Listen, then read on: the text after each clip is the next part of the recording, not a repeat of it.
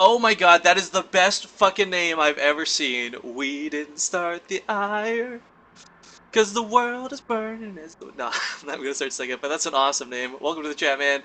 Guys, let's get into this. Starting here in the lower right corner of the map. This is the Go for StarCraft Premium Monday Cup. It is our pink Protoss, or sorry, whoa, pink.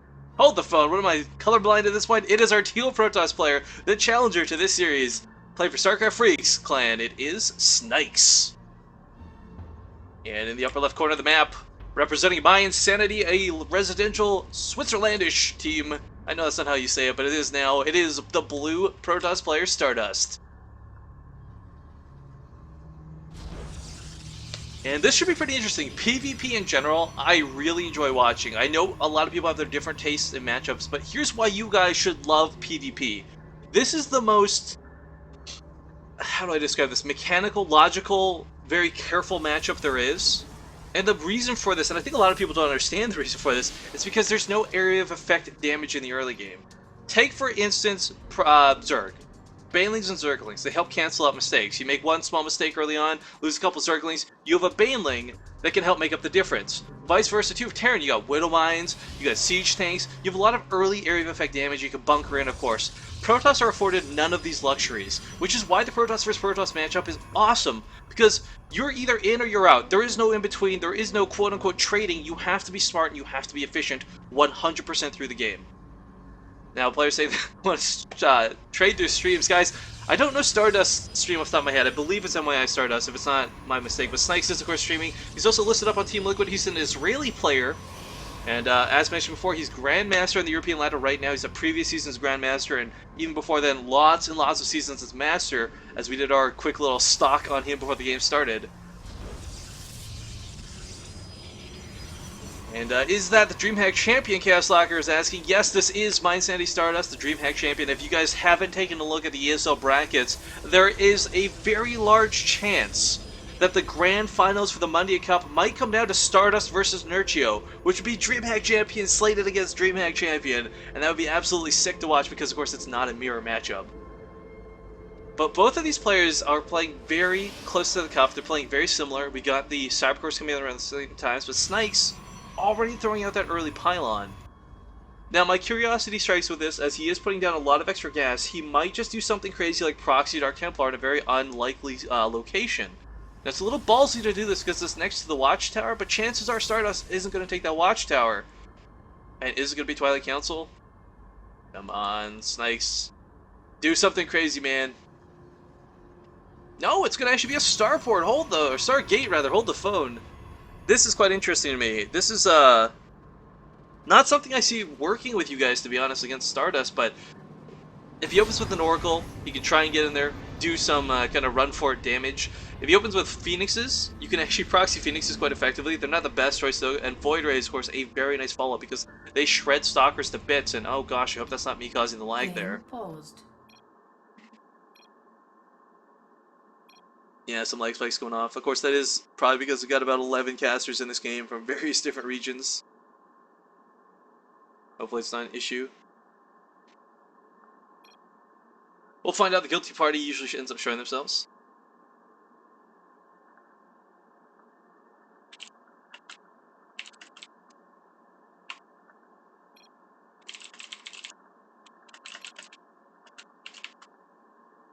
Yeah, look at this sort of, but anyways, get to the pack, or getting back to the point here. Snykes putting down this Stargate. Now, the three options you get from this, I gotta say, the Phoenix, most unlikely. You can go for it, it works, you can contain your opponent with them, but not very likely. The fact that it's proxy, to me, kind of screams that he wants to go for an Oracle opening. Now, whether he'll do one or more, we'll have to wait and see. But also, the great thing about this is your fallback is always a Void Ray. And if you go with, say, like 3 Warp Gates behind this, you can do some sort of crazy all-in. White Ray really popularized it versus Terran. Does not work out so great against Protoss, though, is the con to it. And, of course, the great bonus of having Oracles on the field, is the fact that you can actually not take a lot of damage from what's at home. You'll either force an overcharge. Stalkers can chip away at you because they're light damage, or light armored. Stalkers don't do the bonus damage to them. Sentry's positioned here as well. Of course, let's not forget, one of the easiest solutions to dealing with Oracles is just running your probes away. Since Oracles can't They have trouble moving and attacking. They're very fast, but they have trouble moving and attacking due to the way their energy consumption works. But all that small attack aside, we're back in action. We'll see what comes up here in a second. We got Twilight Council coming out here for Stardust. This will most likely be for Blink if he plays standard. Yeah, with the extra gateways coming down, I highly doubt this is going to be Dark Templar. It just wouldn't make sense at this point, but it's always an option. And Jazzbot, much thank you. Stardust, it is 90 Stardust, not mYi Stardust. Thank you for linking his Twitch stream there in chat. So if you want to watch Stardust stream, 90 Stardust, and Snykes is, of course, just his name. Snykes on Twitch. And it was an Oracle opening, so we'll see what happens with this. I hope he doesn't follow this up with too much, though, because Stardust, quite frankly, is positioned to hold this off and not take too much damage from it. Stock is about to complete up here, too. I mean, the worst case scenario for Stardust is he loses a couple probes. A second Oracle on the way. Now, you can actually... This is so weird to consider. The Oracles have huge damage, but they're only versus light, as we can see here. Oh, he's already taken damage on this Oracle before it even gets in here. Snipes off the Sentry, actually. What a great pickoff. That is so much better than killing workers. Rifkin, you idiot. Why did you not consider that? That's actually really great, because now the ramp is open. And if Snykes follows this up with any sort of warp in, there's no force field to keep him out of the base that Stardust would have otherwise wanted to have. But Stardust, despite the Oracle being here, it can't actually hide. There's no safe spot here, I think. No, Stalker should be able to move here. Stalker should be able to move here. Snykes with the winky face. I'm pretty sure I've seen Overlords run there and still get picked off, but I guess I could be mistaken. Oracle coming back here. Stardust not wanting to be distracted with this. And a couple Oracles, or a couple probes go down. Baits out the overcharge, but the Oracle gets away. And this is quite critical. The Oracles living are such a scary threat. They're a great way to soft contain your opponent, because Stardust will never move out of his base with his full army if he knows there's two Oracles looming by ready to sweep in. Now across the field, of course, for Snykes, he's getting some Zealots. He's got his own Sentry ready to deal with shit. And he also has his Nexus now coming on the way. And, Rifkin, you're already swearing today. Come on. Come on. Get it together. Actually, he doesn't have the Nexus on the way. I had to chase off Stardust there briefly, but the advantage of having this pylon is you can warp it across the field, something Stardust doesn't really have proxies set up for yet, but he will most likely with this probe. But, okay, the Stalker's going to start moving out. They have that blink, but despite this, oh, will the blink be enough? 20 health, 10 health. The Oracle does live, but if it comes back for more, I fear for the worst. Now, Snykes has dedicated a lot to this, when you consider the cost of 2 Oracles and that Stargate. For 3 workers, thus far, not really worth it. But that's not to say it's all done and with yet. He can still go back in for more. The natural as it gets saturated will be another place Stardust has to defend, but I'm a little shocked. Stardust actually going to come across the field with 5 Stalkers. A very bold move, but Snykes, only just now getting the Immortal out, can't really deal with this. The blink mobility. You know what? Actually, Stardust is in a great position to do this, because if Snykes, even if Snykes responds to this, the blink will allow him to escape. This is actually a really great choice out of Stardust. Poking away here. Might not kill the Nexus, but he might just kill the Nexus, or at least force a cancel. We'll have to see, because if Snykes lets this finish, it's going to, of course, be at half health for the rest of this. Time Warp does go down, but of course, I think Snykes goes, oh right, you have blink. Photon Overcharge goes off of the Nexus, and he will drive off this attack for the time being. That proxy pylon positioned by that probe that was never taken care of. Snykes forgetting the #1 rule in Protoss vs. Protoss. If you see a probe at your natural, don't just ignore it. But, alright, gonna come back into the main, but Stalkers were left behind. Mothership Core is here. He can Photon Overcharge. Actually, with only 1 Stalker at the natural, if you could swing the Oracle around, he could potentially kill that 1 Stalker. But Snykes, with no Void Ray follow-up to this, is relying on 3 gates, no blink, and 2 Immortals to deal with these Stalker counts. And of course, you can't just blink on top of Immortals and take them down very quickly, but oh man, I like this. Stardust continuing to poke away at the Nexus here. He's not going to kill it, but he's keeping the shields off. So all Snykes has to do is make 1 mistake, not look for just a second. And he doesn't have high ground vision. No, he doesn't. Okay. But with the Mothership Core, or sorry, no, it's an Observer, not the Mothership Core, coming across the field, we're going to see Stardust prepared to blink up into the main base here. And while Snykes is actually really well prepared at the natural for defense, the Immortals are slow. The immobility of them will not be able to keep up, and oh, Stardust, rather impatient, did not want to wait for the Observer, but it's kind of given away what was going to happen, I feel, in doing so. Snykes, though, going to stay here at the natural, wants to repel any sort of forward attack, and does Stardust know where the starport is yet? No, it is actually out of reach of the sensor tower, or the, sorry, not sensor, the Xel'Naga tower. Same difference, right, Terran? But the worker count has evened out. The kills have not been too many, and it looks like he actually cleaned up the oracles across the map while this was going on back at home, so no longer will Stardust have to dedicate all of his forces at home, but the threat is Snykes can always remake that oracle. It can always come back to bite him in the ass. And Observer going to come into the main here, another one here in the natural as well. He sees everything going on inside the base of Snykes, but more importantly, he sees, wait, the army's not here. Where is the army of my opponent? And it is across the field, but that's okay because Stardust is already at home, ready to defend. Both players have immortals, but Snykes has more. Photon Overcharge is baited out right away. And I don't know, the Sentries, I'm very curious to see how they're going to get integrated into this. I mean, Guardian Shield is nice, but of course they're not exactly strong units. A beautiful blink hit and run, because of course every unit, like I said guys, it's so methodical, it's so important, and it's so mechanical. Every unit counts, and oh, I missed a little bit of a warp in here in the south, sorry, but looks like Snykes holds on to this base, albeit just barely, 110 health remaining on that Nexus. And that overcharge lasts so damn long, folks. The Immortals, by the way, the account for Stardust is starting to build up here, and this is kind of scary for Snykes. He had the Immortal count, he had a massive, I guess, lead in as far as this army's concerned, but with Stardust getting his third Immortal into this, he's got way too many Stalkers, and Snykes is going to have to pull back. Meanwhile, offensively again, more Stalkers coming in here, they just want to go for the kill, blinking past, oh no! The Pylon's completely zoning out the Zealots here, and Snykes is going to lose his natural. Oh, Stardust with some really clever play, but some very unfortunate Pylon positioning. I imagine that the last warp in was Zealots, and that's why the Pylons were positioned as so, because that would have kept the Zealots out of the base, and a really great decision out of Snykes, but as we saw there, he kept his own Zealots out of the base. Not that I think it would have mattered, I think the 3 Stalkers could have gotten that Nexus either way, but still, a huge pick-off for Stardust. That is such a big deal at this stage of the game, because income is going to start faltering for the 2 minutes it takes for this Nexus to rebuild. And that is so cool. Like, you know what? There's been a lot of cool base snipes, I feel, in recent days. For those of you who watched MLG, I don't want to spoil the overall games for those who didn't, but Polt with some cool base sniping as well going on. Snykes, though, dipping into his Day 9 handbook, saying, like, shoot, this isn't good. What can I do? Go for a Dark Shrine. Now, the Dark Shrine actually serves 2 really great purposes to this. Number 1 being if he can sneak in with Dark Templar, that's always great. But, you know, that's never really something you can afford against a player like Stardust, who's going to have observers, who's going to have detection on the field. He's got cannons in the mineral line, for God's sake.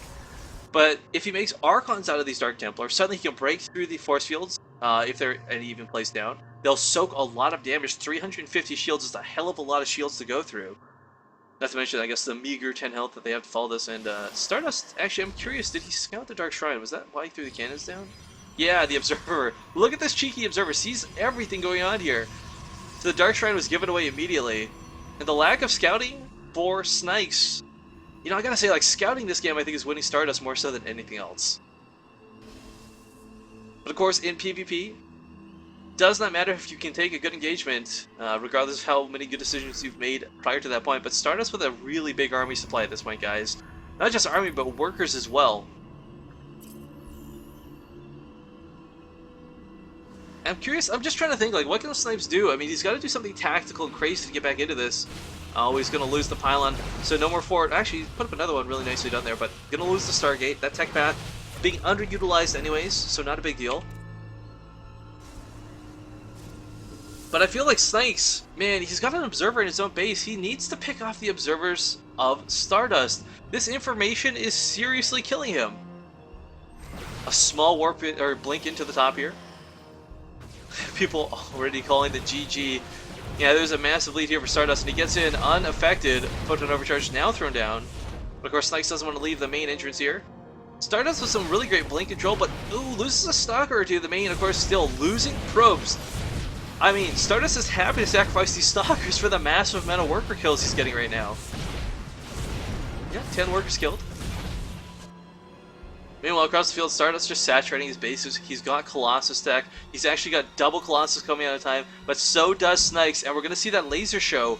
And the sad thing about losing that Stargate early on is Colossus versus Colossus wars are very non-dynamic. They're pretty to look at, and they're fun, but it comes down to positioning, and if you've got some Void Rays to help make up for your lack of positioning, suddenly you can win this fight every single time. But of course, Void Ray is very vulnerable to a lot of what Stardust has, and that's a lot of Blink Stalkers. But does Stardust have knowledge of that upper right pylon? He doesn't know about that, so the warping up here does go off, but the cannon, of course, in the mineral line have staved off every Dark Templar assault at this point. We had a warp in at the main, or an attempt at it by the looks of it. Photon Overcharge was turned on, but of course, Warp Prism, as cool as it is, can't do too much. Blink getting into the main once again with a small handful of stalkers, chasing off these probes, and I mean, right now, Stardust with a 57 to 35 probe lead. Every probe he gets puts him further ahead by a very large margin. These aren't tiny snipes like you would in any other matchup. Extended thermal lens coming out here, and it's already done for Stardust, actually. Like, guys, I can't stress how far ahead Stardust is right now. And a lot of this boils down to him sniping that Nexus early on. I'm not saying that's the only reason he's ahead by any means. He got a very quick third base, he's had a lot more saturation as well, but it comes down to, like, Snykes just took a really heavy hit early on, and he's been playing from behind since then. Now, of course, this was a best of 3, and it's kind of wild and crazy that in a PvP best of 3, you have it get to that point where Immortals and Colossus are on the field. But let's not forget, the Colossus, while scary, are not the real threat of this army. It is, in fact, the Immortals underneath them. And I believe Stardust has more Immortals. Yes, 5 to 4 currently. And while that's not a crazy huge lead, it's a lead nonetheless. But of course, I guess that doesn't really matter when you've got also double the Colossus count of your opponent. Upgrades actually coming out here. +2 weapons for Stardust. He's moving on to +3. Oh man, Snykes, I didn't even realize he was behind in the upgrades at this point. That is really going to hurt on top of everything else that he's lacking. I mean, I can't emphasize, there is no aspect to this game in which Stardust is behind. He's had the superior scouting. These attempted warpins of Dark Templar have not been working out for him. He's going to go for the cannon, I think. But, oh, Stardust with the warp-in block. Such a clever move. And man, right now Snykes just can't find a way to get into this. We got Archons coming here for Stardust, and once these Archons are on the front line... Where did they warp in, actually? Am I just... Oh, blind. There they are. He's going to go in for the kill. And this is... Oh, this is looking so grim for Snykes. He's going to probably warp in here into the main as well. Some blink going off. Colossus, of course, can just walk up to the high ground, but not from down there. He's got to go up 2 levels, so Colossus can't quite get up there. Zealots are warping in. Man, Snykes just has nothing at home he can deal with this. He is warping his own Zealots, but it is 3 weapon Zealots versus 1 weapon Zealots, guys. The upgrades are winning Stardust this game so one-sidedly, and Snykes isn't responding. But it's not a wrong choice to not respond, because of course the second he moves out of position with his main army, everything comes in for Stardust, but oh man, these Colossus are being taken out. Focus fired by these Stalkers, more Stalkers warping in behind this, and Snykes finally says, you know what, I gotta do it.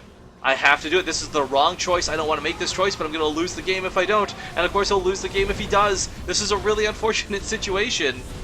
Stardust, now seeing that the army's moved, is going to start posturing around. I imagine to swing through to the 3rd would be a really nice hit. But he's done a ton of damage to the main that's still not been cleaned up.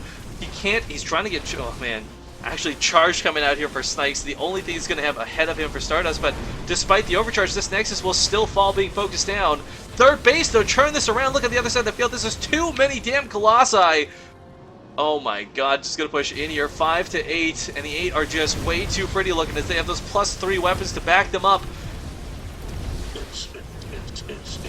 Oh my god, utilizing Time Morphs to trap the Immortals. There is no running away from this. The Archons breaking through any force fields that would have been placed down. Not that any got off, and Stardust is going to take a very decisive victory here in Game 1. And I expect nothing less of our most recent DreamHack champion.